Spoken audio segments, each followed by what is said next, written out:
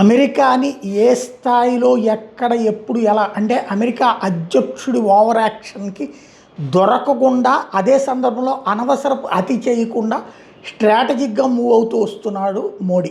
ఇప్పుడు మరొకసారి చాలా స్ట్రాటజిక్ పాయింట్ ఓ రకంగా చెప్పాలంటే మిగతా వాళ్ళందరూ ఏడుస్తా ఏమండు ట్రంప్ని ఏమన్నాడంటే ట్రంప్ ఎదురుగుండాను కూర్చుని హార్ముజ్ తెరవడంతో ప్రపంచ ఆర్థిక వ్యవస్థకు మేలు జరుగుతుంది, బట్ హార్ముజ్ దగ్గర భారత నావికులకి రక్షణ కల్పించాలి. మొన్ననే ముగ్గురిని చంపిన అమెరికాకి నిర్మోహమాటంగా చెప్పాడు మోడీ ట్రంప్ ఎదురుగుండానే.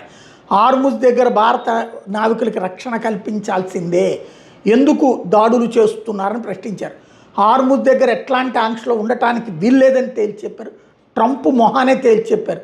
స్వేచ్ఛా వాణిజ్యం జరగాలి అక్కడ, ఏదో డబ్బులు వసూలు చేసుకోవడానికి ఏది అమ్మగాదు నాన్న భార్య అన్నట్టుగా దాంట్లో ప్రధానంగా పన్నులు వసూలు చేయరు కానీ టోల్గేట్కి సంబంధించి యూజర్ ఛార్జీలు వసూలు చేస్తారన్నారు కదా, అట్లా ఉండటానికి వీల్లేదు అన్నటువంటి విషయాన్ని నిర్మోహమాటంగా ట్రంప్ ఎదురుగుండానే మోడీ చెప్పుకొచ్చారు.